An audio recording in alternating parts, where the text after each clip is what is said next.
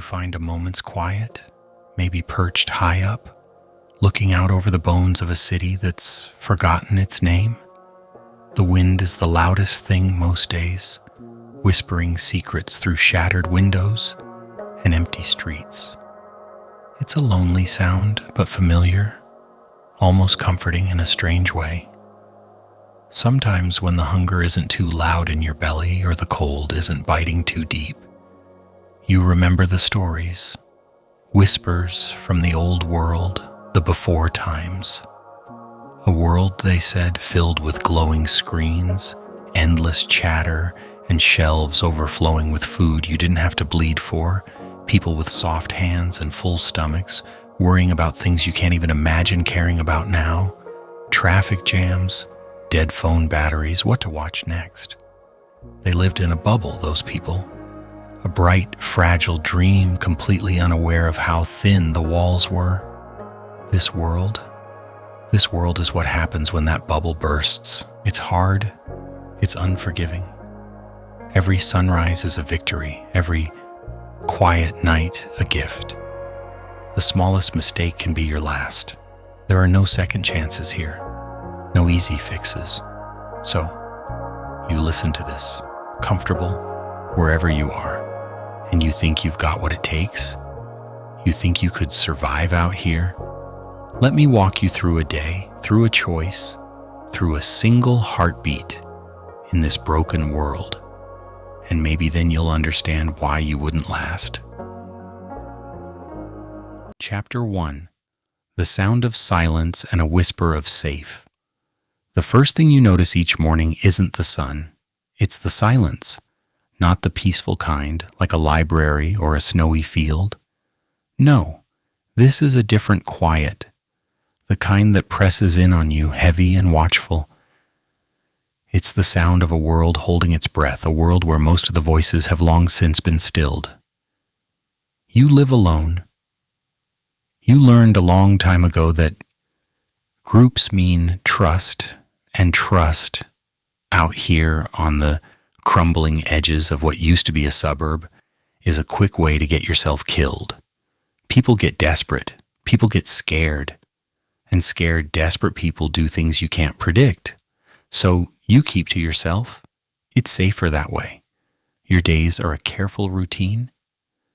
You scavenge when the light is dim, dawn or dusk, when the shadows are long and you can melt into them. You've got a knack for finding things others miss. A forgotten can of beans in a collapsed pantry, a sturdy pair of boots in an abandoned truck, a precious box of waterproof matches tucked away in a drawer. You don't take risks. You don't go into the dark, tight places unless you absolutely have to. Every opened door, every creaking floorboard could be a trap. At night, you don't sleep on the ground. Never. You find high, hidden places. The broken upper floor of an old office tower, its windows like vacant eyes staring out at the ruins.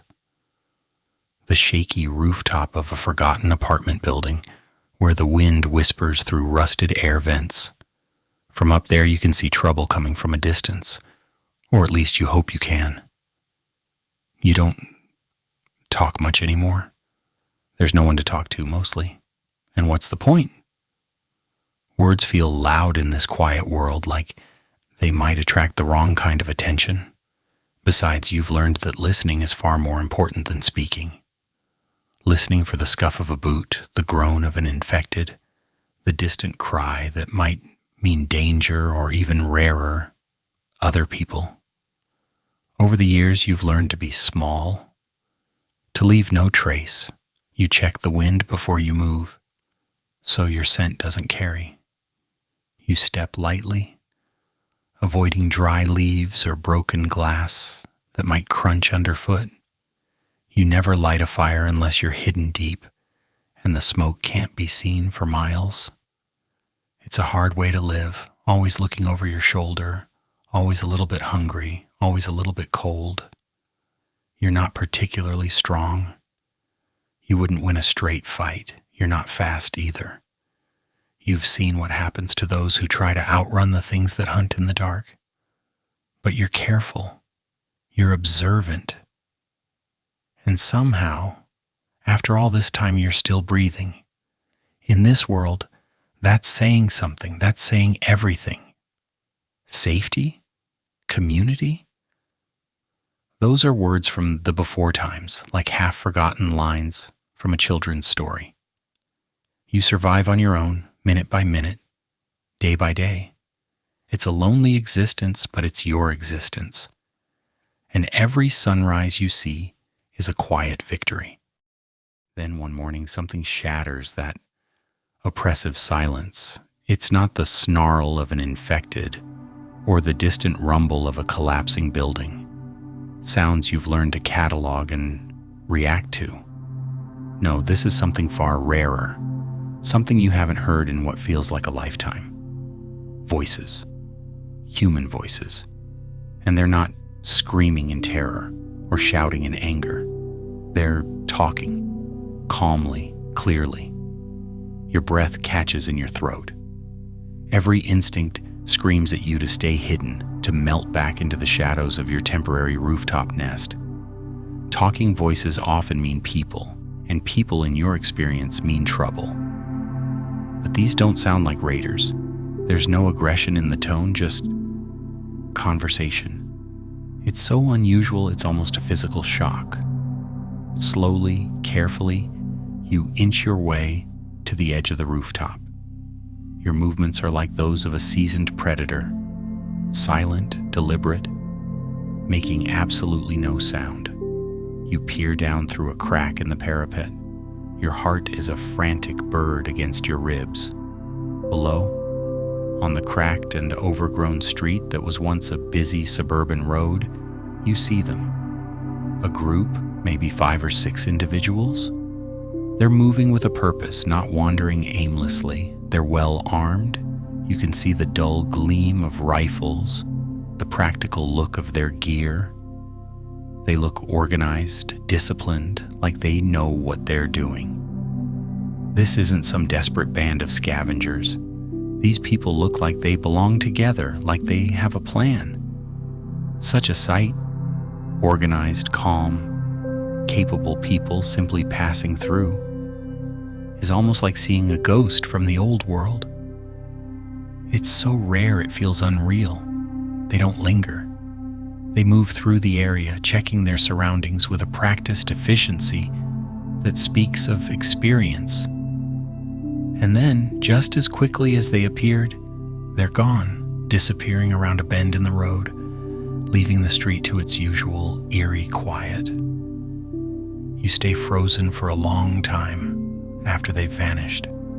Every nerve in your body is on high alert. Was it a trick? Are they circling back?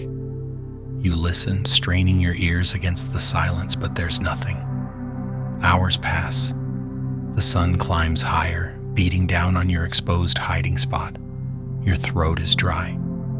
But they left something behind. You saw it fall.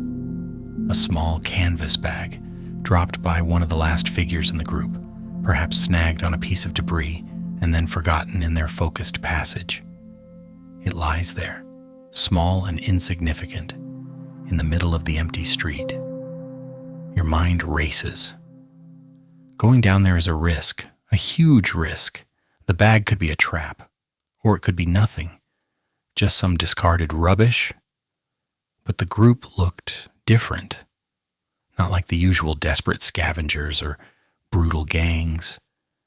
And a dropped bag could mean supplies, even a little food, a few bullets, some medicine. Anything could be the difference between surviving another week or not. Finally, after what feels like an eternity, when you're certain the coast is clear, you make your decision. The risk is a cold knot in your stomach, but the not knowing is almost worse. You climb down, your movements swift and silent, your eyes darting everywhere. You snatch the bag and scramble back to the relative safety of a nearby ruined storefront, your heart pounding. Inside there's not much. A spare clip of ammunition, not your caliber, a half-eaten ration bar, stale but edible, a small, well-oiled multi-tool, and then at the bottom, a folded piece of paper, a map. It's hand-drawn, rough, showing local landmarks you vaguely recognize, and on it, circled in faded red ink, is a location a few days' journey from here. Beside the circle, one single word is scribbled, a word you haven't dared to even think for years. Safe. Safe? You stare at the word. It looks foreign, alien, like a language you've forgotten how to read. Nothing is safe, not anymore. The idea is so ridiculous, so out of place in this brutal world, that you almost laugh. It has to be a lie, or a cruel joke, or the desperate hope of someone long dead. And yet, something stirs in your chest, a feeling you can't quite name. It's not hope. You crushed that emotion years ago because hope was dangerous, hope made you careless. Maybe it's just raw curiosity. Or maybe, just maybe, it's a flicker of pure animal desperation. You've been surviving, yes, but for what? Just to see another sunrise in this empty world? You look at the map again. Safe. The word mockingly stares back. You don't believe in it. Not really, but then again, you realize with a sudden hollow clarity, there's nothing left to believe in anymore. There's just this map, this one tiny, impossible chance. You make your decision, not out of hope, but out of an emptiness that craves something, anything. You'll follow it. You tuck the hand-drawn map into an inner pocket, the rough paper crinkling softly. The small canvas bag, now lighter without the map, still holds a few potentially useful items, but the word safe is the heaviest thing you carry. It's a weight of disbelief, yes, but also a tiny, almost painful pinprick of something else. Something you refuse to call hope. Following the map's initial directions takes you out of the relatively familiar ruins of the suburbs and deeper into the skeletal heart of what was once the bustling downtown. The buildings here stand taller, but they're more broken, like giant, rotten teeth against the gray sky. The silence is different too, not just empty, but echoing, as if the ghosts of millions still whisper in the concrete canyons. The map leads you towards the lower levels of the old city, areas that were prone to flooding even before the world ended. Now they are a dark, watery maze. You wade through knee-deep, murky water. In what might have been a shopping district, rusted-out cars sit like forgotten metal beasts, their headlights long dead. Broken glass from shattered storefronts crunches under your worn boots. With every step you take out of the water, you pass by eerie sights. A department store mannequin, its plastic smile grotesquely cheerful amidst the decay. A child's tricycle, half submerged, its bright colors faded. In what used to be a food court, skeletons are still strapped into their chairs. At plastic tables, a silent, permanent lunch date. The air is thick with the smell of dampness, rot, and something else. Something that makes the hairs on the back of your neck stand up. According to the map, you need to get through this flooded section to reach a series of old service tunnels on the other side. Finding a dry path is impossible. You spot what looks like an old emergency access elevator in the side of a half-collapsed parking garage. Most elevators are death traps now, their cables snapped, their shafts flooded or worse. But this one, the door is slightly ajar, and you can see the control panel inside, remarkably intact. Your map suggests a route through the building it's attached to. With your heart thumping a nervous rhythm, you pry the door open wider. It groans in protest.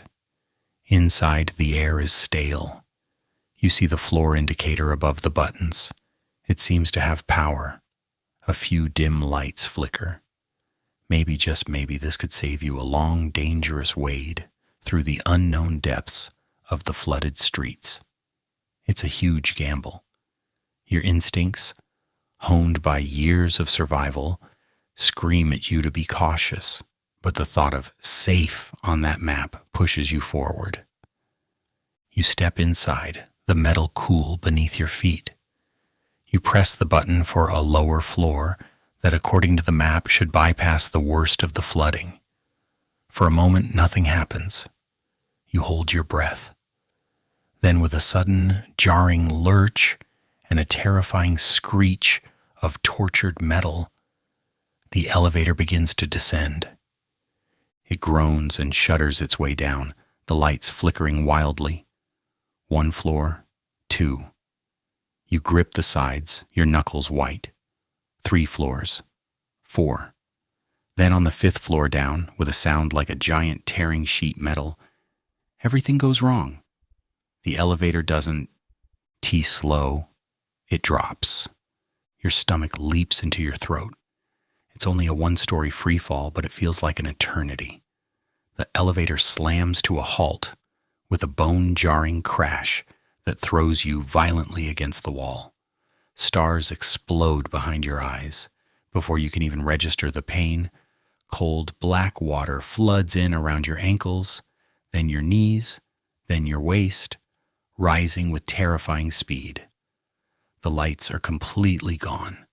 You're plunged into absolute suffocating darkness.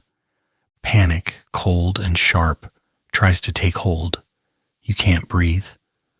The water is rising fast, heavy with the smell of oil and decay. You push against the doors, but they're jammed shut from the impact. The water is up to your chest now, icy and terrifying. Your lungs are burning. Your heart is screaming in your ears. Blindly, desperately, you feel along the walls of the submerged elevator car. Your fingers brush against something, the emergency hatch in the ceiling. With strength you didn't know you possessed, fueled by pure terror, you heave it upwards. It gives. You gasp, pulling yourself up and out of the car into even deeper, colder water. You're in the elevator shaft itself, completely submerged, the darkness absolute. Disoriented, you kick wildly, unsure which way is up. Just as your vision starts to dim and a roaring fills your ears, your flailing hand hits something solid, a rung, a ladder. Gasping, choking, you claw your way up the slippery rungs, one agonizing pull after another. Water streams from your clothes. Your body aches from the impact. When you finally reach an opening, a maintenance doorway onto a dark landing, you collapse, coughing up foul water and blood, your chest raw and heaving. You lie there for a long time, shaking on the cold, damp concrete. When you finally gather the strength to check your gear, your stomach plummets further. The small canvas bag you'd found, the one with your meager supplies, your blanket, your precious lighter, the few scraps of food, it's gone, torn away in the fall or lost in the frantic struggle in the water. All you have left are the wet clothes on your back and the map, miraculously still tucked safe in your inner pocket. And that's when it truly hits you, a realization as cold and brutal as the water you just escaped. This world, this broken, unforgiving world, doesn't wait for you to make mistakes. It doesn't forgive them. It doesn't care if you're tired or scared or desperate.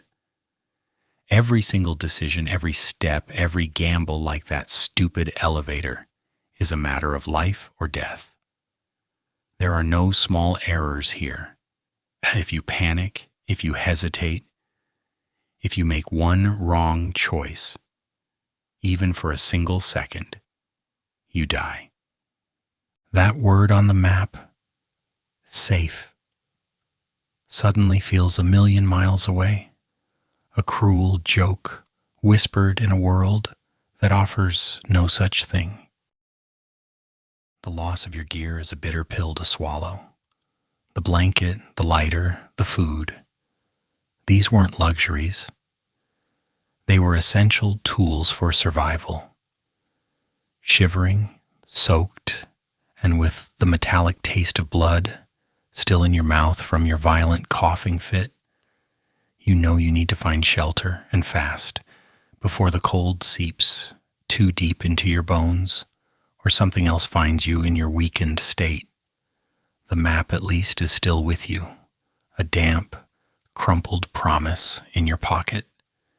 You force yourself to move, driven by a primal need to survive. The next few days are a blur of cautious travel, hunger pangs that twist your stomach, and a gnawing unease. You avoid the lower, still flooded areas, sticking to precarious pathways through the upper floors of interconnected, decaying buildings, your senses heightened to an almost painful degree after you're near drowning. Every shadow seems to writhe with unseen threats. Every distant noise makes your heart hammer. A few nights later, a fierce cold rain begins to fall, hammering down on the city ruins as if trying to wash them away completely. You find temporary refuge in a small, relatively intact office on the top floor of a crumbling commercial building. The windows are mostly shattered, but a set of broken, dusty blinds still hangs precariously in one frame, offering a sliver of concealment from the outside world and the storm. You huddle in a corner, wrapped in a piece of old dry tarp you scavenged, trying to conserve warmth, listening to the relentless drumming of the rain. It's through a gap in those broken blinds, as lightning briefly illuminates the dark, rain-slicked alleyways far below, that you see them. Two figures. They move with a sharp, fluid precision that immediately sets them apart from anyone you've encountered before. There's no hesitation in their steps, no wasted movement. They weave through the maze of debris and shadows like they were born to it, like they've done this 1,000 nights before. One figure is tall, lean, a rifle slung across his back, its silhouette unmistakable even in the gloom. He moves with a kind of weary competence, his head constantly scanning. The other is smaller, more agile, but no less dangerous, you sense. This second figure is quick, darting from one patch of cover to the next. Their eyes, you imagine, constantly scanning every rooftop, every doorway, every shadow, just like yours do, but with an intensity and skill that feels levels above your own. You can't hear their words over the roar of the rain and the distance, but their body language speaks volumes. The way they move in sync, the way they cover each other, the sheer, unstated efficiency of their passage through this treacherous, waterlogged urban graveyard. It tells you everything. This is not their first storm. This is not their first night out in the ruins. They are survivors, honed and hardened by this world in a way you are still struggling to become. They are not heading your way, just passing through the area below, perhaps on a patrol or a scavenging run of their own. You watch, utterly still, a strange mix of fear and something akin to awe churning inside you. Fear, because anyone this capable could be a threat. Awe, because their skill is undeniable, a testament to what it truly takes to endure. And then, as quickly as they appeared out of the darkness, they vanish into it again, swallowed by the driving rain and the labyrinthine alleys.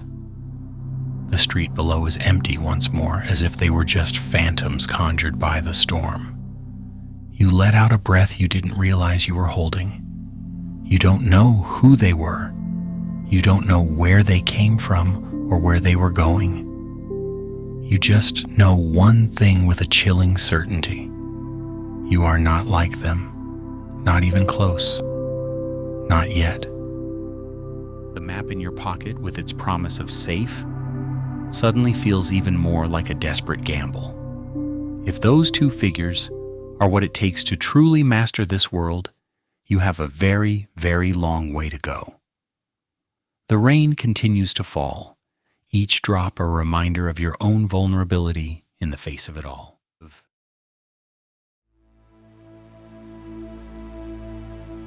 Chapter 2. Echoes in the ruins and the weight of safe. The storm finally breaks with the gray light of dawn. The rain stops its drumming, leaving behind a world washed clean but smelling of damp concrete and decay.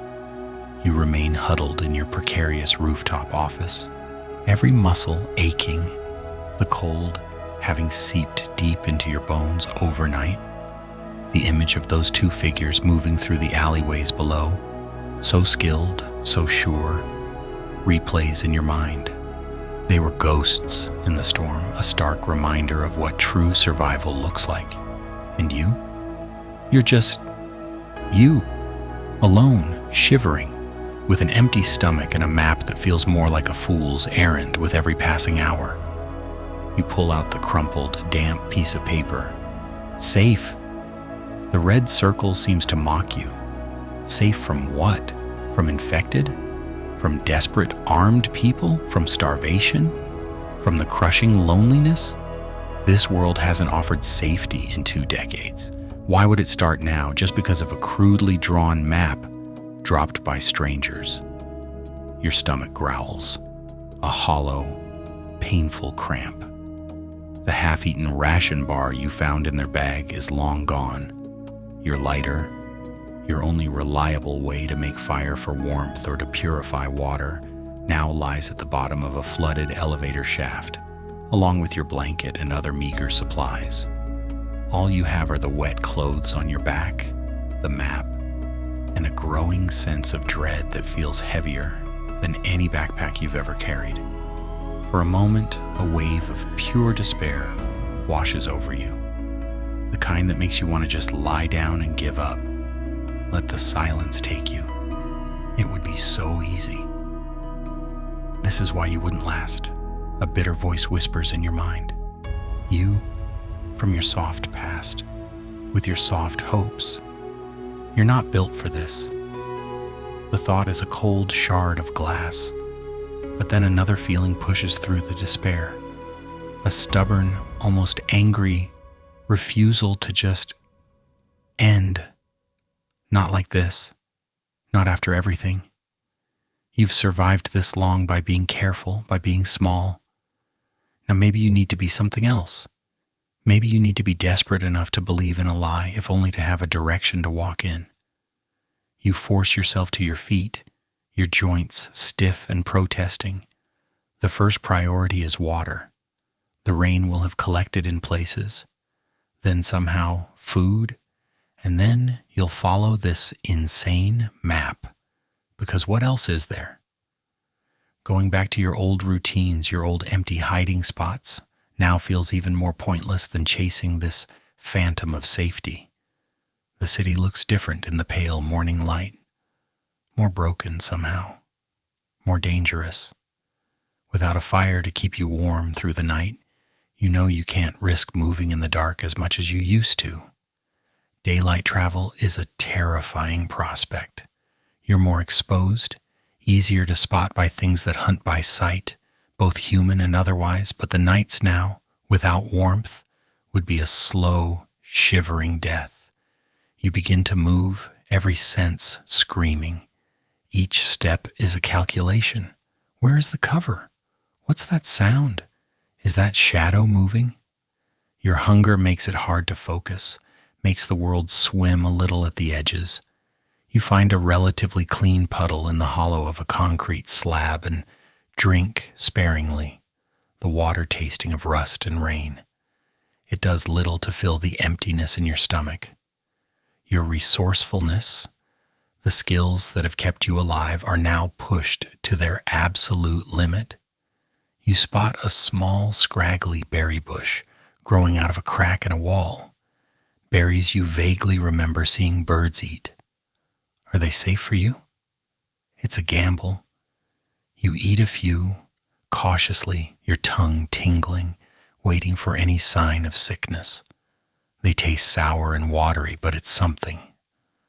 Later you find an old sealed vending machine in the lobby of a collapsed office building. Hope flickers. Most of these were looted years ago, but this one is half buried under rubble, perhaps overlooked. Using a piece of rebar as a lever, you work at the jammed door, your muscles straining, sweat dripping into your eyes despite the cool air. Finally, with a groan of tortured metal, it gives. Inside, coated in dust, are 3 packets of ancient, stale crackers and a can of sugary soda. It feels like finding gold. You ration them carefully, a tiny portion of cracker, a small sip of the flat, sweet soda. It's not much, but it's enough to keep you going for now. The map leads you through forgotten back alleys, over mountains of debris, and across terrifyingly exposed rooftops. Each new street, each new building, is a fresh wave of anxiety. This journey, undertaken with so little, feels raw, stripped down to the very core of survival. The word safe on the map is a tiny, distant star. You don't know if it's real, but it's the only thing you're steering by in this vast, dark ocean of ruin. The few stale crackers and the flat soda don't last long.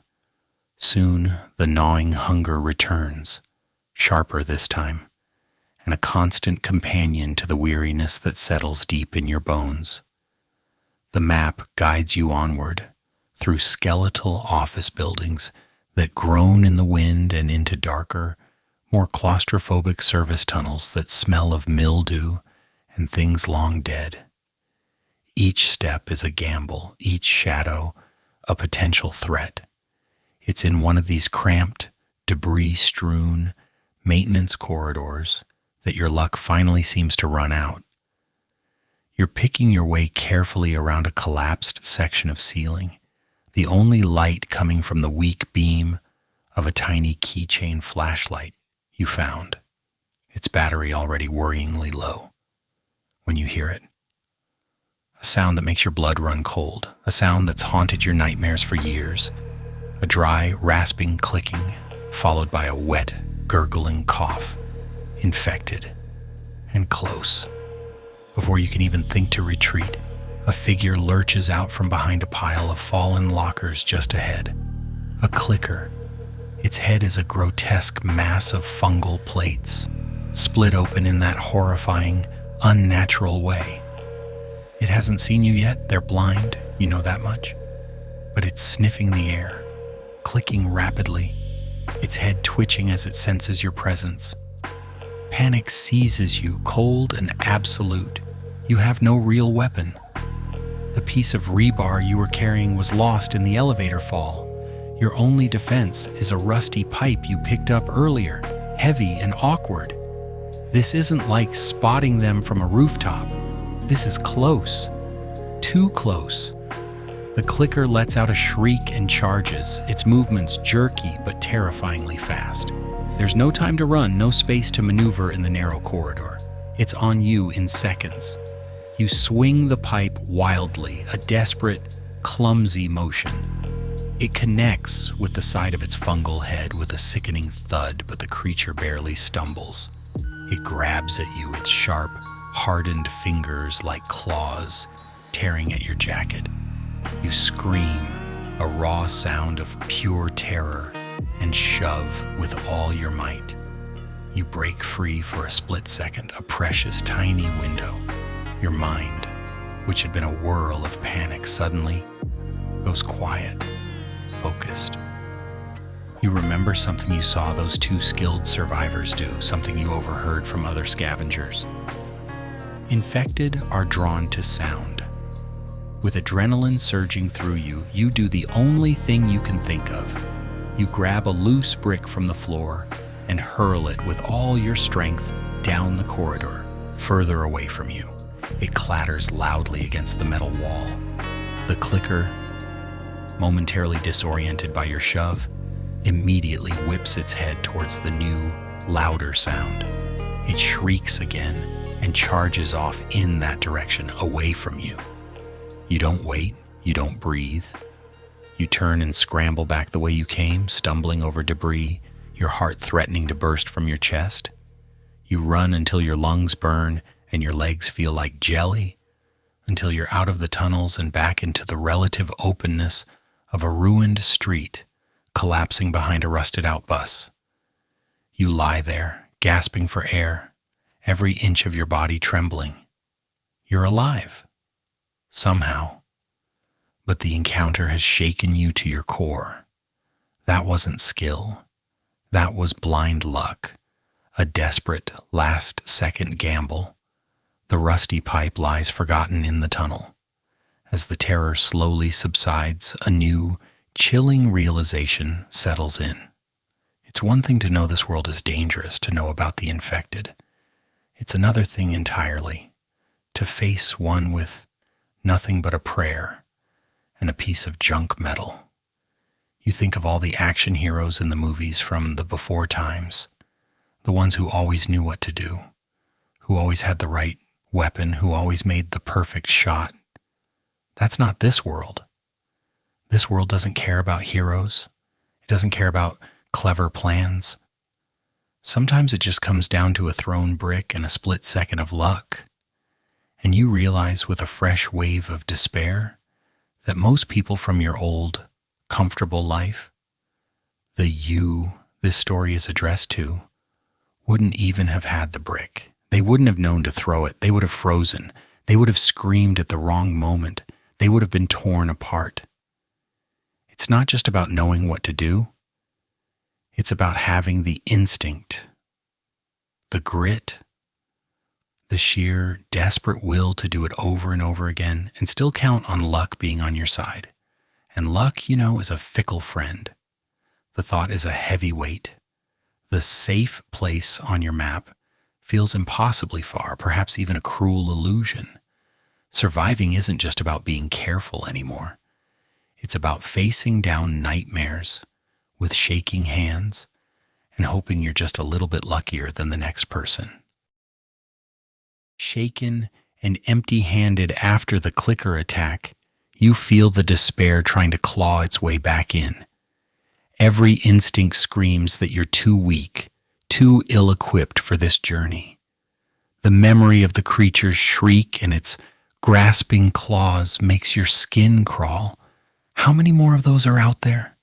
How many more close calls can you possibly survive?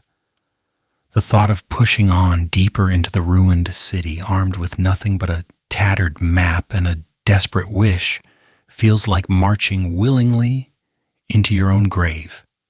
You find a relatively secure spot to rest for a few hours, the inside of a tipped-over delivery van, its back doors jammed half shut, offering a sliver of protection. You huddle there, every muscle screaming, hunger a constant, painful throb. The world outside is a hostile gray landscape. You close your eyes, not to sleep. Sleep feels impossible, but just to escape the sight of it for a moment, the faces of those two skilled survivors you saw in the rain flash in your mind, their competence, their readiness. They wouldn't have been caught off guard like that. They wouldn't have lost their only weapon. This is it, you think. A cold wave of resignation washing over you. This is where it ends. You're not cut out for this. You're just delaying the inevitable. The map still in your pocket feels like a cruel joke. Safe. What a lie. Just as you're about to give in to the exhaustion and the hopelessness, your hand, searching for some comfort, brushes against a loose panel inside the van's wall. Curiosity, or maybe just the last flicker of a dying instinct, makes you pry at it. It's a small hidden compartment, probably a custom edition from long ago. And inside, your breath catches. It's not much, but it feels like a miracle. A sealed bottle of water, still pure. 2 protein bars, their wrappers faded but intact, and a small, cheap, disposable lighter, the kind that probably wouldn't last long, but right now, it's more valuable than gold. Someone must have stashed them here and never come back. Forgotten, overlooked. Tears prick your eyes, tears of relief, of shock, of something you can't quite name. It's not a feast, it's not a weapon, it's not a guarantee of anything. But it's something. It's a chance. A tiny, unexpected reprieve in a world that usually only takes. You drink the water slowly, savoring every drop. You eat one of the protein bars, the dense, slightly chalky texture feeling like the most delicious meal you've ever had. The immediate relief from the worst of your hunger and thirst clears your head a little. With trembling fingers, you test the lighter. It sparks once, twice, then a small, steady flame flickers to life. You cup it with your hands, staring at its warmth, a tiny beacon against the overwhelming darkness. This small find, this tiny piece of luck, doesn't magically make everything okay. The world outside is still just as dangerous. The infected are still out there. Hostile survivors are still a threat. But it changes something inside you. It pushes back against the crushing despair, just enough. It's a reminder that sometimes, even in this ruined world, the universe throws you a lifeline, however small. You look at the map again.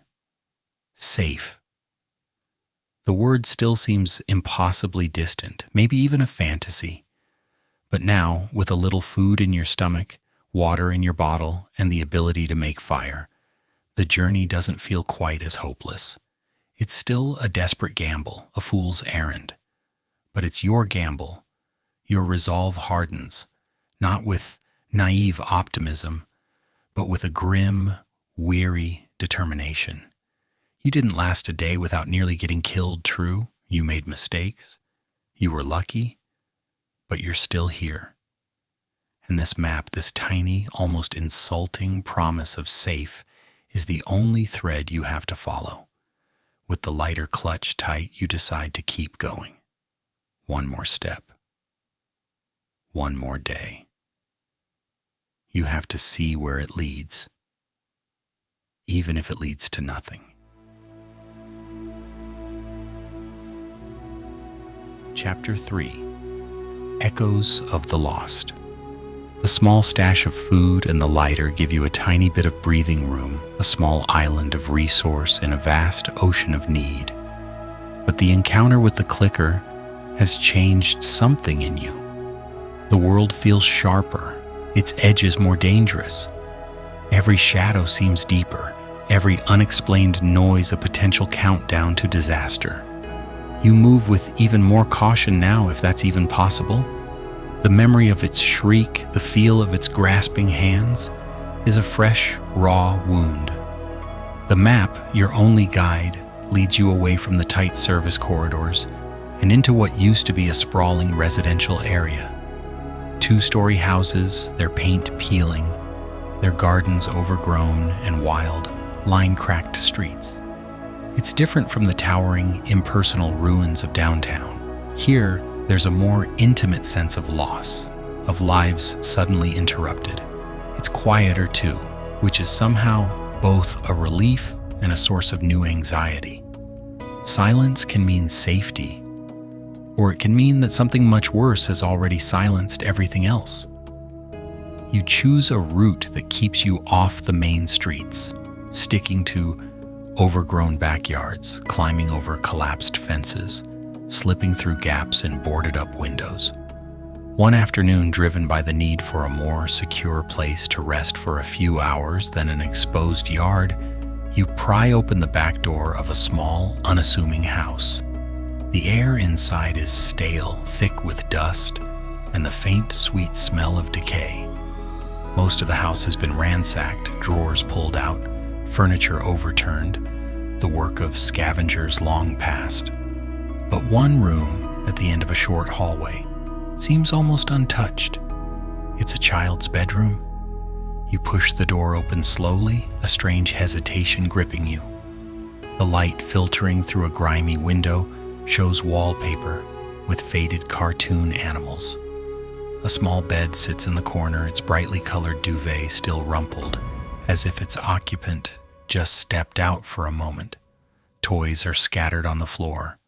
A one-eyed teddy bear, a set of colorful building blocks, a child's drawing of a lopsided sun smiling over a stick figure family taped to the wall.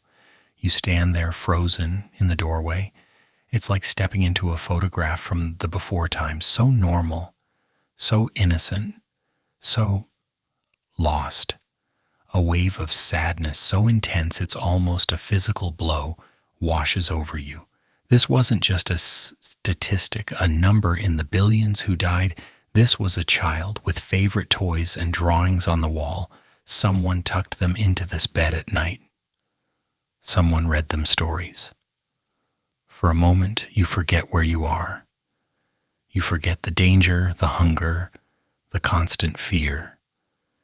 You're just standing there looking at this small, silent room and the weight of everything that was lost, everything that was stolen by the infection, and the chaos crashes down on you. Your carefully constructed survivor's shell, the one that keeps you small and alert, cracks just a little. You even reach out a hand, almost touching the dusty head of the teddy bear, before you snatch it back. A fresh wave of caution, or maybe just pain, pulling you up short. This place, this tiny, poignant echo of a life that no longer exists, makes you drop your guard more than any immediate threat has in days.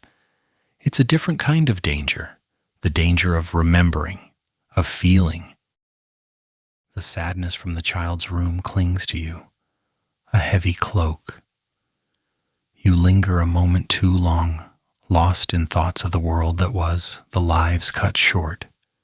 It's a mistake, a dangerous indulgence. This world doesn't allow for such moments of quiet reflection, not for long.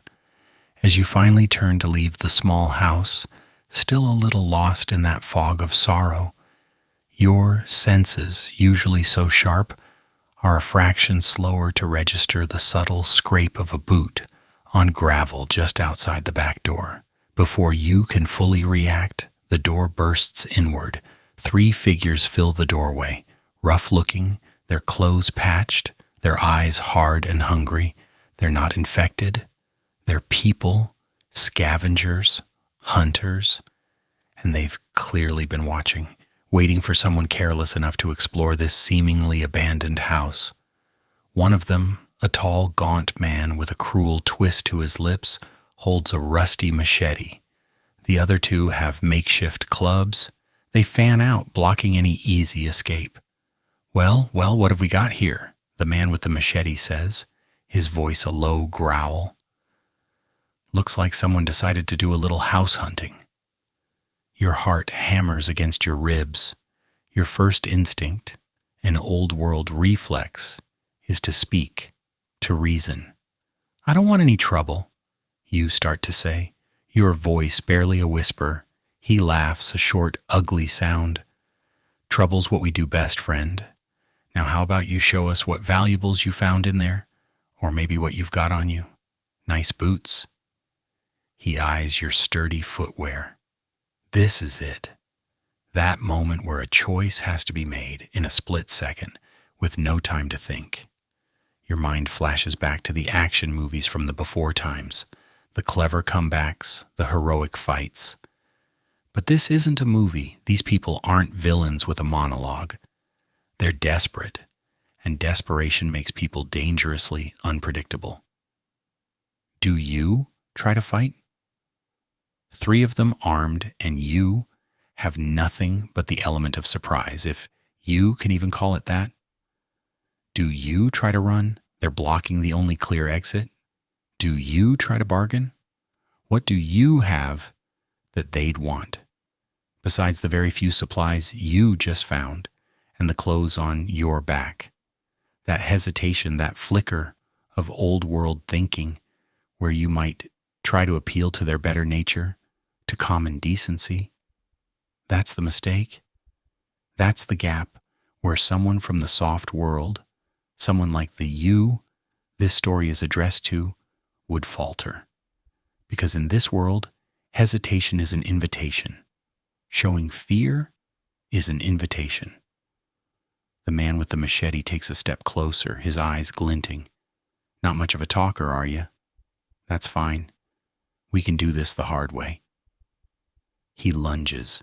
The man with the machete lunges, and pure, unthinking adrenaline floods your system. There's no time for clever plans, no room for heroic stances. You react on raw instinct. You stumble backwards, tripping over a loose floorboard. And that awkward fall is the only thing that saves you from the rusty blade whistling through the air where your chest had been. You hit the ground hard, pain shooting up your arm. The other two are closing in. There's no way to fight them. The doorway you came through is blocked by the machete-wielding leader, but to your left, there's a window. One of those old, single-pane windows, already cracked. It's a desperate chance, probably a stupid one, but it's the only one. As the leader recovers his balance for another swing, and his two companions move to grab you, you don't think. You just move.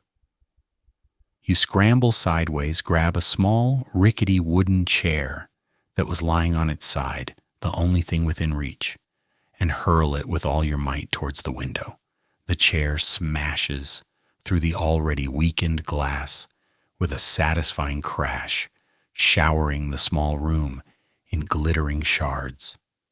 For a split second, your attackers hesitate, surprised by the sudden noise and your unexpected action. That's all the time you need.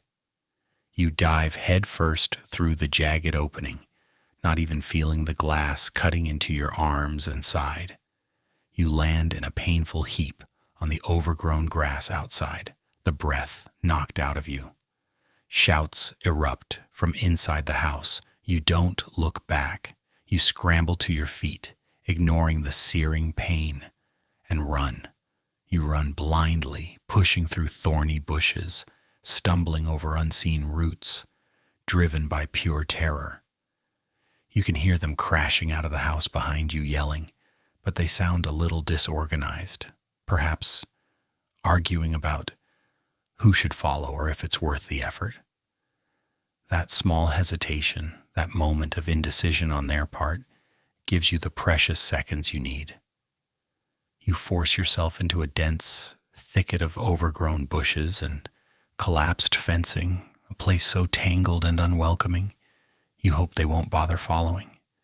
You lie there, hidden for what feels like hours, every muscle tensed, listening, your heart pounding like a trapped bird. Eventually the sounds of pursuit fade.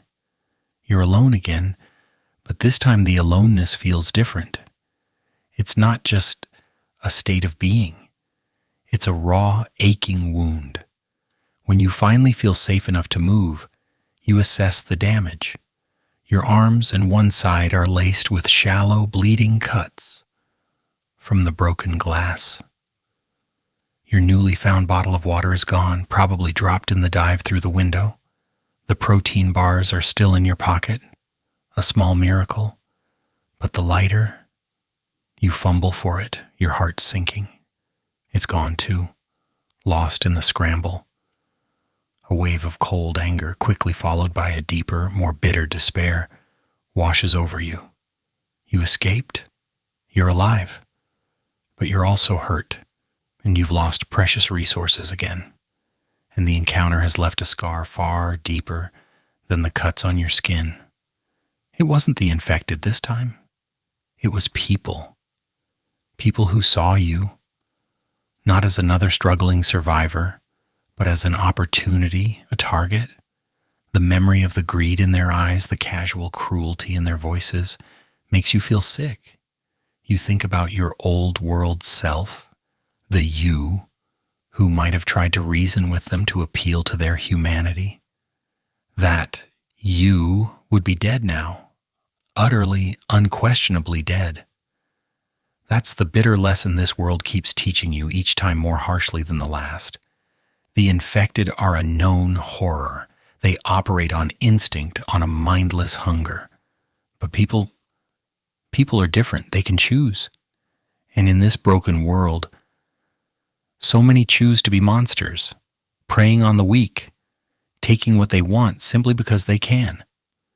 Trust, you realize with a final chilling certainty, isn't just a risk in this world. It's a luxury you simply cannot afford.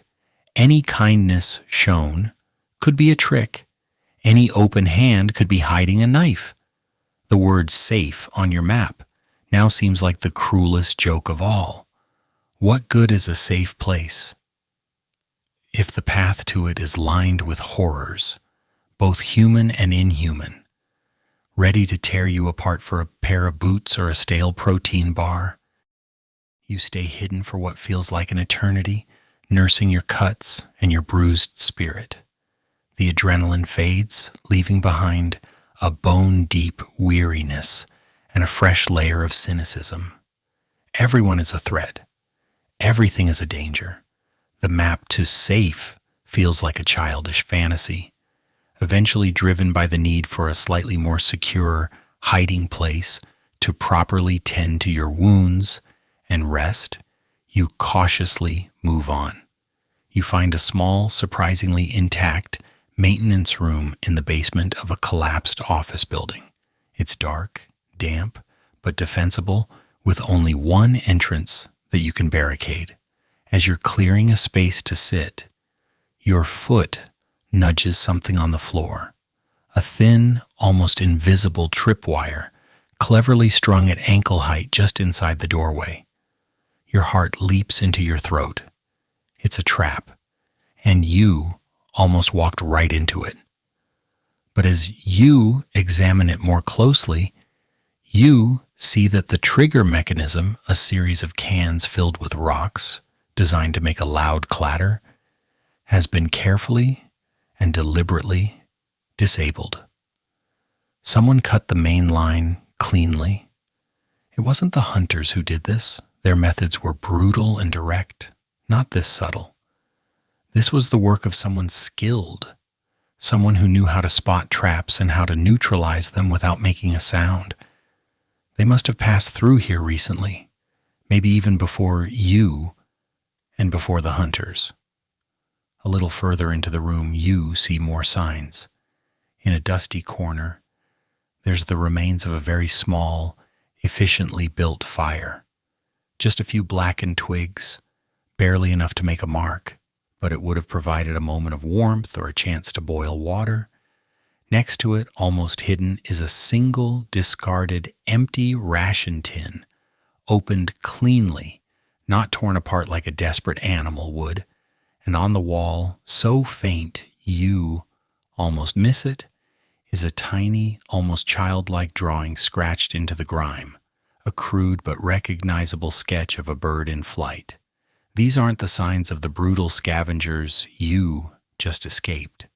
This is evidence of different kinds of survivors, careful, resourceful, perhaps even human, in a way that feels almost forgotten. They were here, they saw the trap, they dealt with it, they moved on, leaving little trace. You think back to the two figures you saw in the rainstorm, moving with such practiced ease. Could it have been them, or others like them? It's a strange thought. In a world that seems determined to prove that everyone is out for themselves, these faint signs suggest something else. That competence, caution, and maybe even a sliver of something more than just brutal survival might still exist. It doesn't erase the fear or the bitterness from your recent encounter. It doesn't make the world any less dangerous. But as you sit there, in the relative safety of the small room, tending to your cuts, it plants a tiny, almost imperceptible seed of something. Not hope, not yet, but perhaps a crack in the wall of your certainty that everyone is a monster, There are different kinds of survivors out here, and you realize, with a sudden clarity, that you still have so much to learn if you ever want to be more than just lucky prey. The thought is sobering, but it's also a sliver of focus in the overwhelming chaos. Chapter 4: Echoes of the Fall. The faint signs of other more skilled survivors give you a sliver of something to hold on to. Not quite hope, but a confirmation that different ways of living and dying exist in this ruined world. You push on, the map still your only guide, the thought of the safe place, a distant, almost mythical beacon. Your cuts from the dive through the window are healing slowly, a constant, itchy reminder of the encounter with the hunters. Every stranger is now a potential enemy in your mind. Every shadow could hide a threat. The map leads you away from the overgrown suburbs and towards what looks like the remains of a heavily fortified zone from the early days of the outbreak. You see massive, crumbling concrete walls, topped with rusted barbed wire, breached in several places. This must have been one of the original quarantine zones, or maybe a major military checkpoint. The silence here is different again. Heavy, oppressive, as if the sheer weight of past suffering has soaked into the very stones. You find a way through a collapsed section of the wall, your heart pounding. Inside the streets are a graveyard of military vehicles, overturned trucks, rusted-out husks of armored personnel carriers, their gun barrels pointing uselessly at the sky. It's a chilling testament to the ferocity of the initial collapse, a battleground where humanity's organized defenses crumbled against the tide of the infected. To avoid the more open, dangerous main roads, the map seems to direct you through what used to be a large transit station, perhaps a bus or train terminal. You slip inside through a shattered glass entrance. The once grand main hall is a scene of frozen chaos. Abandoned luggage lies everywhere, torn open and looted years ago. Their contents: faded clothes, useless souvenirs, forgotten books, scattered across the grimy floor like fallen leaves. In one corner near a row of ticket booths, you see a collection of makeshift beds, thin mattresses, dirty blankets, as if people tried to take shelter here during the panic. Scattered among them are children's toys, a single worn-out sneaker, and poignant, desperate messages scrawled on the walls in faded chalk. Maria, if you see this, head for the mountains. Love, Dad. Or, is anyone out there? We have a doctor, need food. And then simply, God help us. These aren't just isolated remnants like the child's bedroom you found earlier. This is evidence of mass panic, of hundreds, maybe thousands of people caught in the storm, their final desperate hopes and fears etched onto these walls. It's a vast, silent scream from the past. You walk through these scenes, a ghost among ghosts, the sheer scale of the loss pressing down on you. It's a stark reminder of how quickly everything fell apart, how fragile that old world really was. This is a unique experience you never asked for, a museum of sorrow. You realize that the you from the before times, the one this story speaks to, would have been one of these people, confused, terrified, looking for answers from authorities who were already gone or overwhelmed. You, now the survivor, are just walking through their final moments, a silent observer from a future they never got to see. The thought makes your own small spark of hope for safe feel incredibly presumptuous, almost arrogant, in the face of so much devastation. The weight of the past, so heavy in that abandoned transit station, pushes you onward. There's no solace in lingering among ghosts. Your map indicates that the quickest route to what it calls safe cuts directly through a part of the city that was notorious even before the world ended. A dense, low-lying warren of old commercial buildings, warehouses, and cramped alleyways, all connected by a network of underground service tunnels. In the before times, it was a place people avoided after dark. Now you can only imagine what horrors have taken root there. As you approach the entrance to one of the main access tunnels, a gaping, dark maw in the side of a crumbling loading dock, the air changes. It becomes thick, heavy, and carries a damp, sickly sweet smell that makes your stomach churn. Spores. You've encountered them before in small, contained pockets. But this feels different. The air itself seems to shimmer with almost invisible particles. You know you can't breathe this stuff for long. You need a mask. You don't have a proper one. That was lost with your other gear. Panic flickers, but you force it down. You remember seeing other survivors long ago, using makeshift solutions.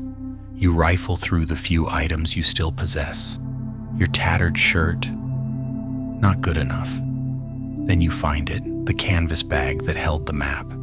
It's not ideal, but it's thick. You also have a small piece of charcoal from a long dead fire you passed earlier, and a strip of cloth torn from your trousers. Working with trembling fingers, you crush the charcoal and try to work it into the fibers of a doubled over piece of the canvas, then tie it around your face with the cloth strip.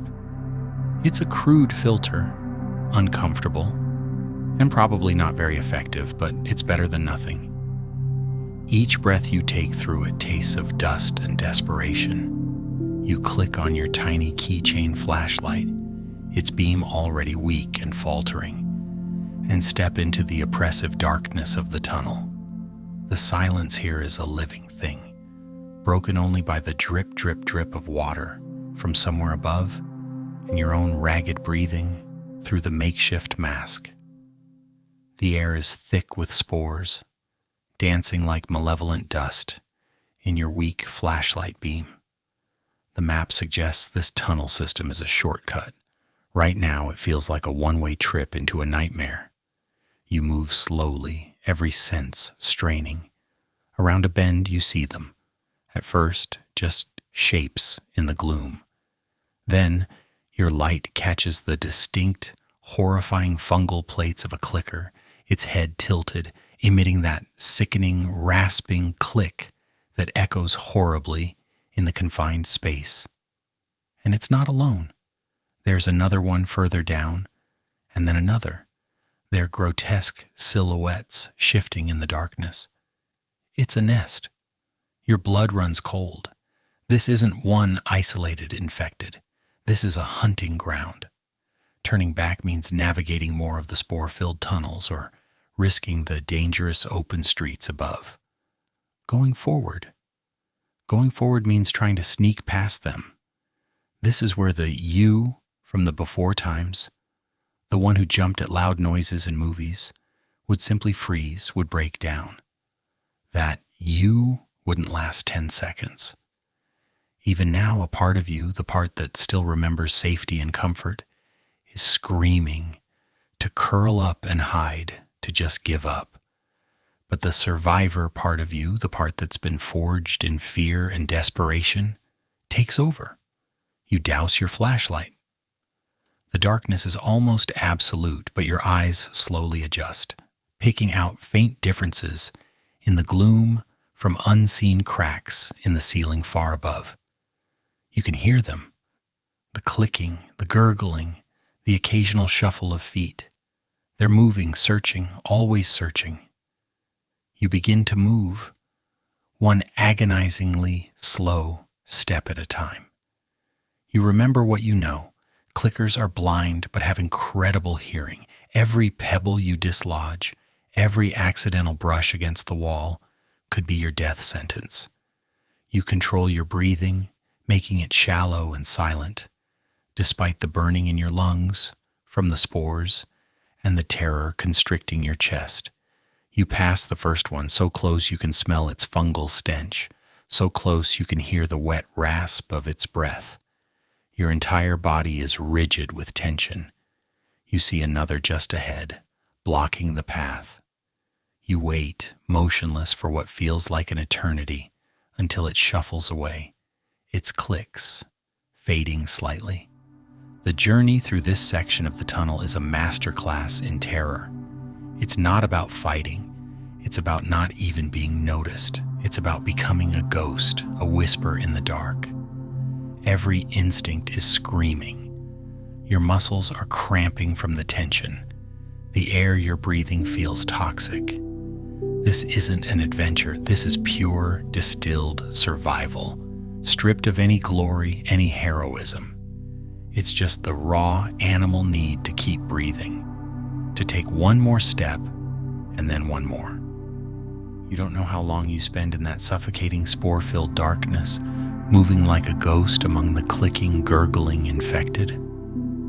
Every second is an eternity of held breath and thundering heartbeat. But somehow, impossibly, you make it.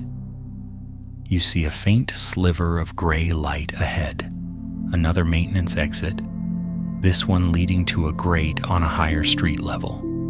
With the last of your strength, you push the heavy grate aside just enough to squeeze through and collapse onto the cracked pavement above, ripping off your makeshift mask and gulping in huge, shuddering lungfuls of relatively clean air. Your throat burns. Your eyes sting.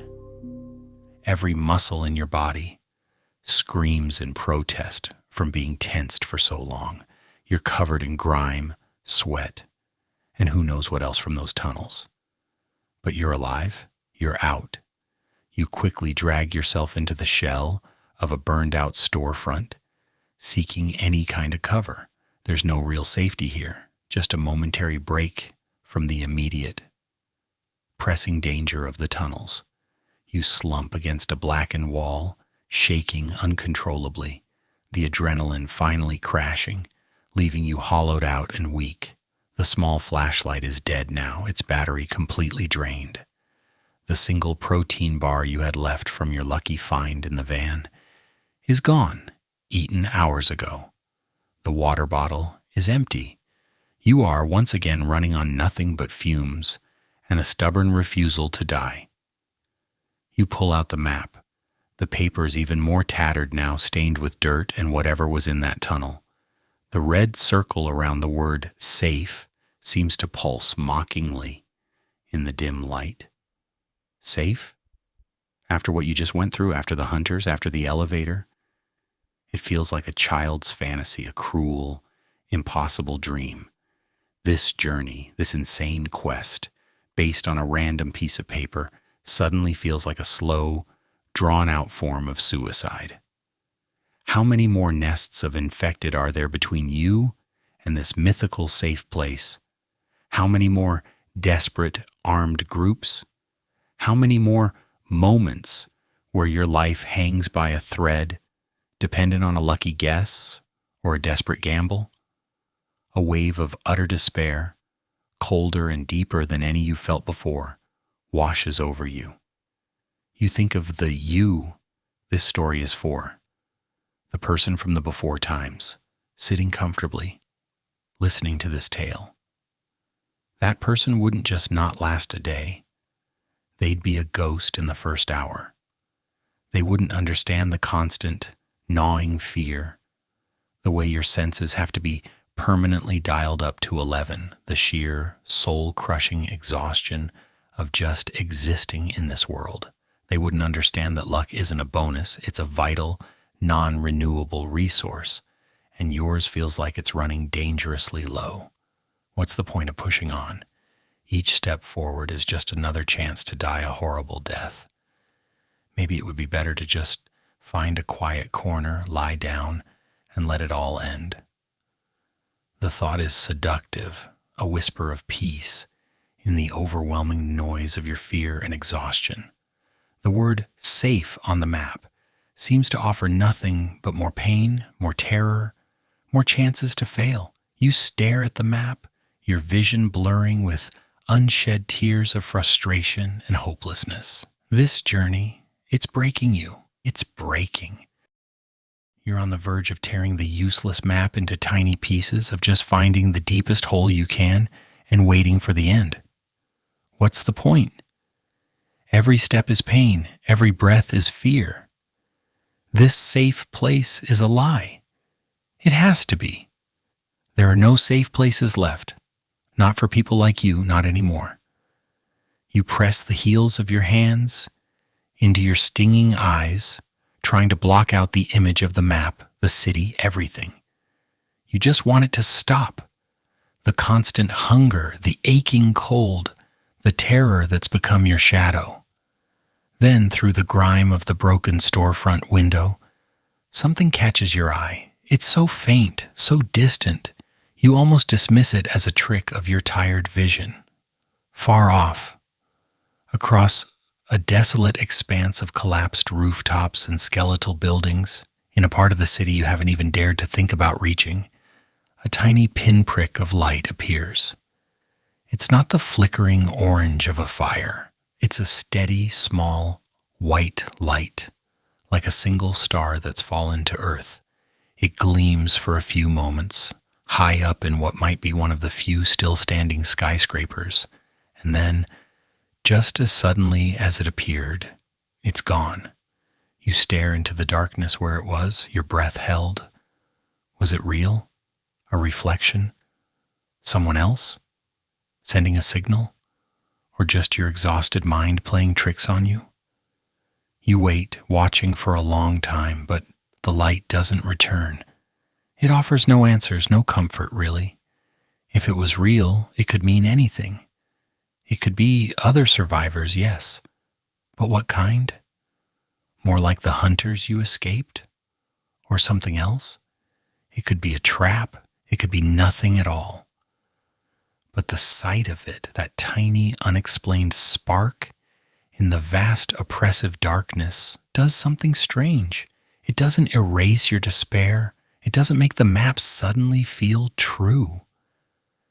But it cuts through the suffocating certainty that you are completely and utterly alone in your struggle, that there's nothing out there but decay and danger. It's a question mark hanging in the ruins.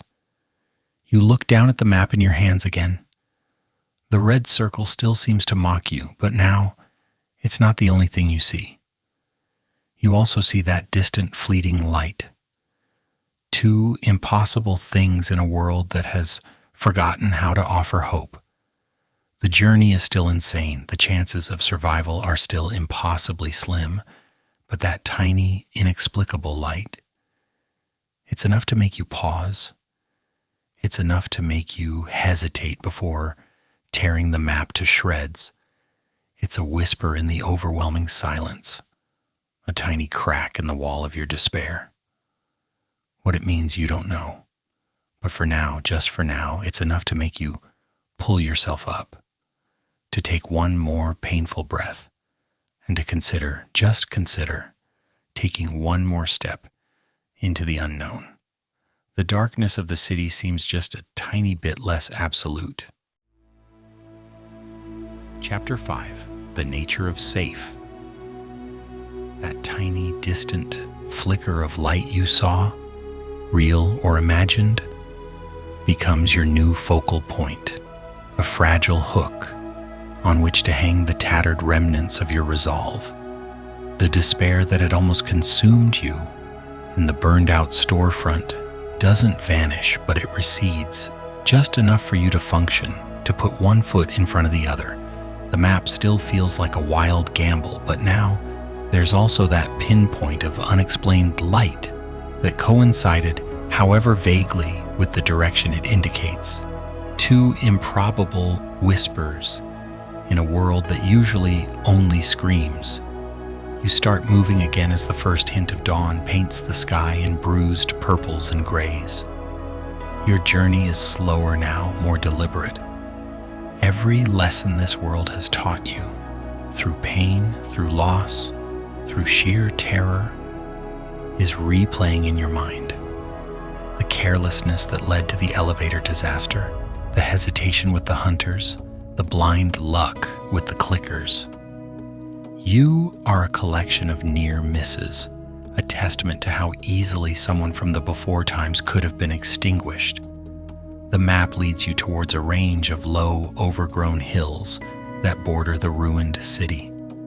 This area looks less picked over than others, perhaps because it's harder to access, or maybe because the dangers here were of a different kind.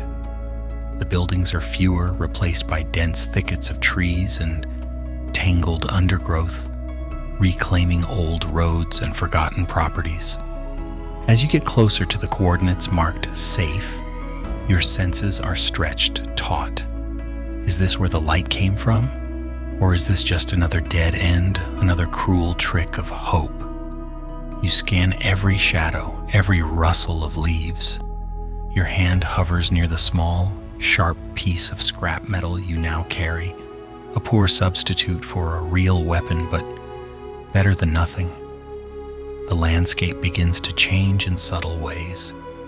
You notice fewer signs of the infected, no fresh tracks, no distant moans. The air itself feels cleaner somehow. You even see a few birds flitting between the trees, their chirps startlingly loud in the usual silence.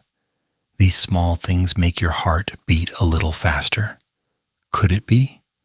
Could this place actually be different? Or is it a trap? The thought coils in your stomach. Maybe the lack of infected means something else has claimed this territory, something human and far more cunning. The hunters you encountered were desperate and brutal, but disorganized.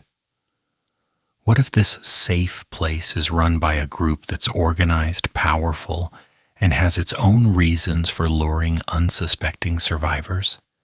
Every instinct you've honed screams at you to be wary. You find a high point, a rocky outcrop hidden by overgrown bushes, and you watch the area indicated on the map for hours. You see nothing, no movement, no smoke from fires, no clear signs of life at all, just the wind rustling through the trees and the quiet hum of insects. It's almost more unnerving than seeing an obvious threat. Is it abandoned? Was the light a fluke? Or are they just very, very good at staying hidden? The silence from the marked area is unsettling. Too quiet can be just as dangerous as too loud. But after hours of watching from your hidden outcrop and seeing nothing, no patrols, no smoke, no obvious threats, you decide you can't learn anything more from a distance. The map brought you this far. That tiny, unexplained light seemed to originate from this direction. Whatever is here or isn't here, you have to see it up close. The alternative is to turn back into the known horrors, and that right now feels like a slower, more certain kind of death. You make your way down from the outcrop, moving with even more caution than usual if that's possible. Every snap of a twig underfoot sounds like a gunshot in the stillness. The air is still cleaner here, the bird song more persistent.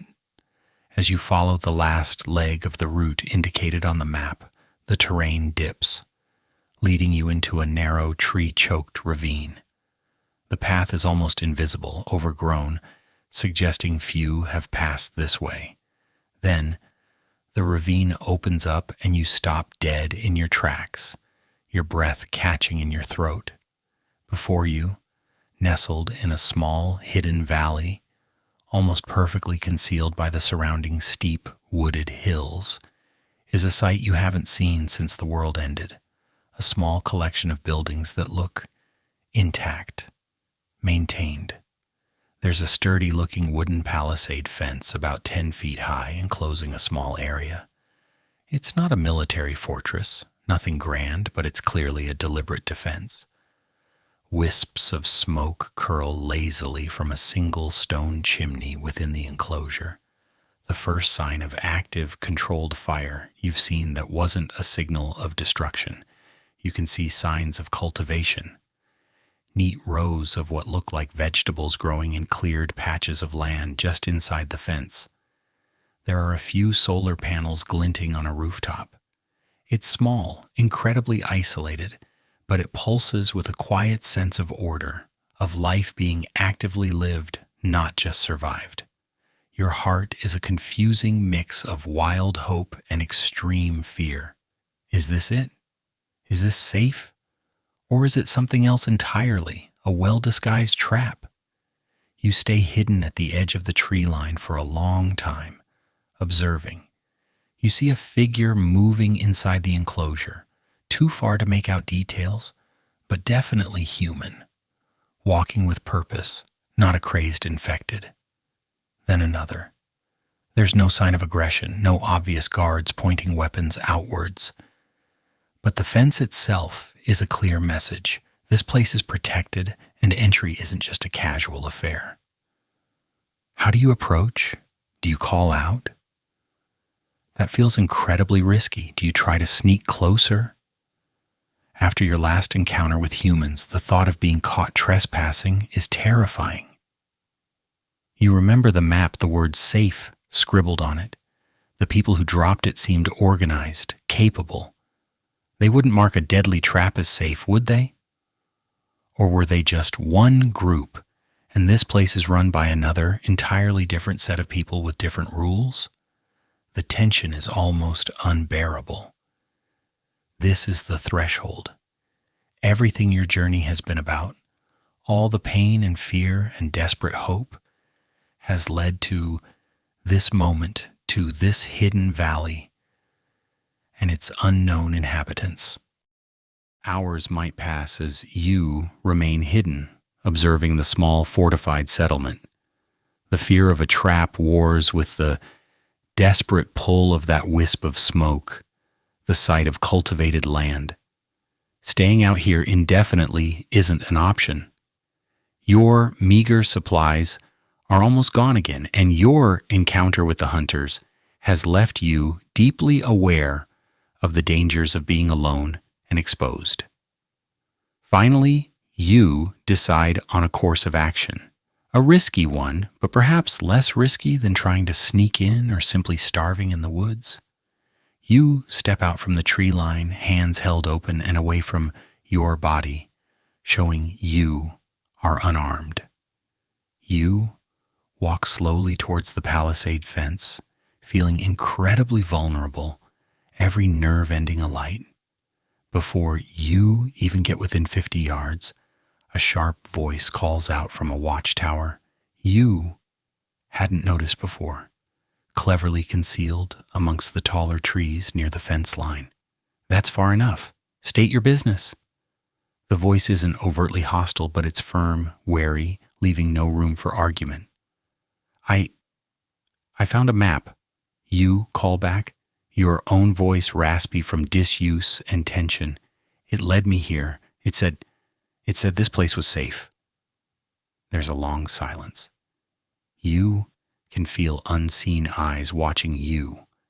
It's a tense, drawn-out moment where your fate hangs in the balance. Then the voice calls again. Stay where you are. Someone will come out. You wait, heart pounding. A small gate in the palisade opens and two people emerge. They're armed, not with makeshift weapons like the hunters, but with well-maintained rifles. They approach you cautiously, their movements practiced and efficient. One is a stern-faced older woman, her eyes sharp and assessing.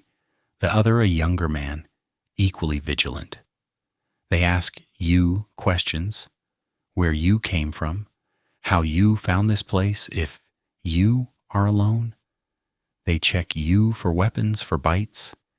It's an interrogation, but it's not brutal. It's methodical, professional. After what feels like an age, they seem to reach a decision. The woman nods curtly. All right, you can come in, but you follow our rules. Any trouble and you're out. Or worse, understand? You nod, a wave of relief, so potent it almost makes your knees buckle. They lead you inside the gate. The area within the palisade is small, but incredibly organized. There are neat rows of vegetables growing in raised beds. Chickens cluck in a sturdy coop. A system of rain barrels collects water. Small, well-kept cabins are arranged around a central communal building from which the chimney smoke emanates. It's a hive of quiet, purposeful activity. People are working, tending gardens, mending tools, reinforcing the fence. They look weary, their clothes patched, but there's a sense of community here, a shared purpose that you haven't seen since the world fell. It's overwhelming. The smells of cooking food, the sound of children's laughter, actual laughter, the sight of people working together without overt hostility. It's like stepping into a different reality. This is the wonder, the unique experience you hardly dared to dream of, a pocket of struggling, fragile civilization. Over the next few days, you are kept under careful observation, given simple tasks, and you begin to learn about this place. It is safer here than outside, but that safety is hard-won and fiercely protected. They have strict rules. Everyone contributes. Watches are mandatory. Resources are carefully rationed. Disputes are settled by a council of elders, quickly and decisively. There's no room for laziness, for selfishness, or for those who can't pull their weight or follow the rules designed to keep everyone alive. And this is where the other side of the why you wouldn't last a day theme hits you hard. It's not just about fighting infected or avoiding hunters. Could you, after so long surviving alone, adapt to this? Could you learn to trust again, even a little? Could you follow someone else's rules, contribute to a group, share your meager findings? The skills that kept you alive on the outside, your deep suspicion, your ingrained solitude, your habit of always putting your own immediate survival first, are actual disadvantages here. You see people who arrived before you, some struggling to fit in, their old world habits of expecting comfort or questioning authority causing friction. You see how this community, out of necessity, has little patience for those who can't or won't adapt to their harsh but necessary way of life. Safety here isn't a right. It's earned every single day through hard work, cooperation, and a complete shedding of old world entitlement. Someone who expected to be taken care of, who couldn't offer useful skills, or who constantly complained, they wouldn't last a week, let alone a day, not because of external threats, but because the community itself couldn't afford such a burden. You spend several days in this small, unlikely sanctuary. You work alongside the others, helping in the gardens, taking a shift on the watchtower, always paired with a trusted member, mending tools. It's hard physical labor, and the rules are strict. But there's a rhythm to it, a sense of shared purpose that is both alien and strangely comforting after so long alone. You eat communal meals, simple, sometimes meager, but earned. You listen more than you speak, observing the dynamics of this small society. They are not saints. There are disagreements, small jealousies, moments of friction, but they resolve them usually through discussion, sometimes through the firm decision of their council. They have faced incredible hardships, lost loved ones, and bear the scars of this brutal world, just like you. Yet they've chosen to build something together, however fragile. In the quiet evenings, looking out from the palisade wall at the dark, dangerous world you just traveled through.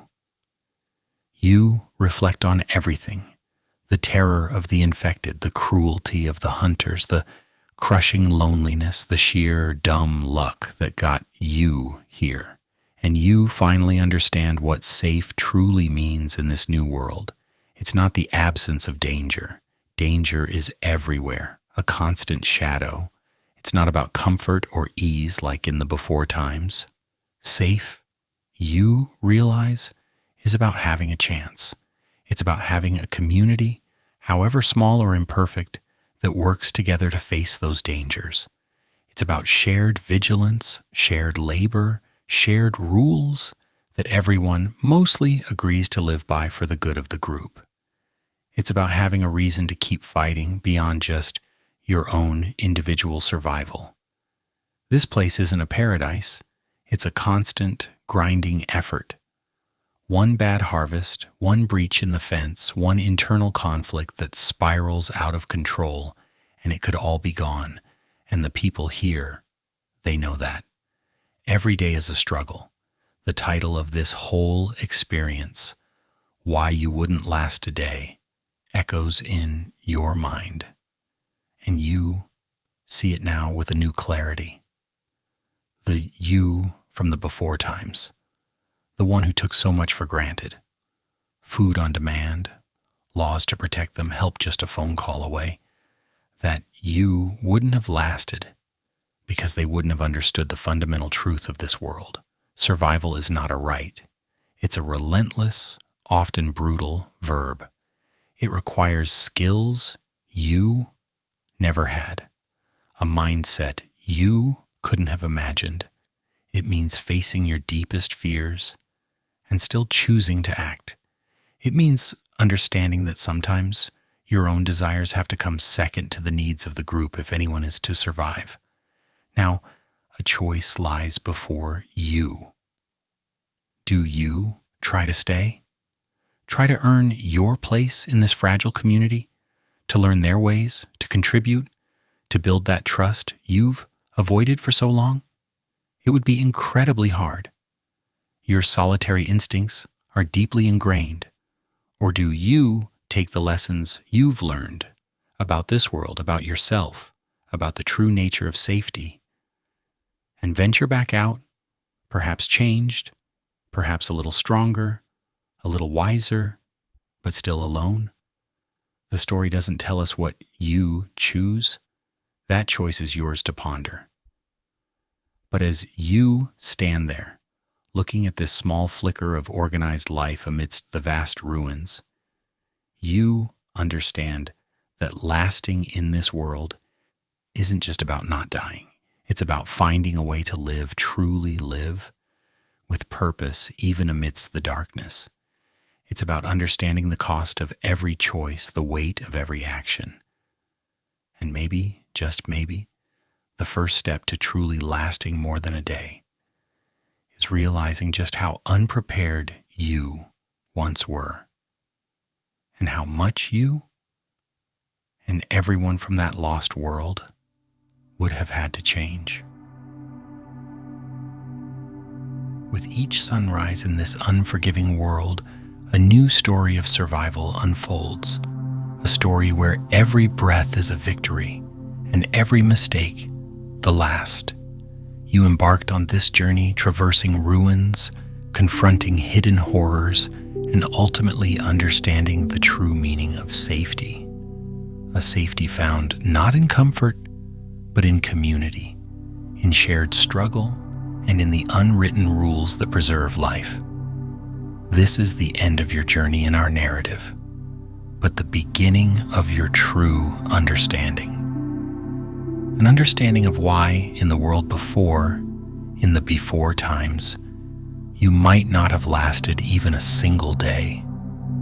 Yet now, having touched both the pain and the fragile hope of this new world, perhaps you find yourself stronger and wiser than ever before. If this journey made you reflect and stirred your soul, please support us by liking this video and subscribing to our channel for more stories from this brutal yet beautiful world.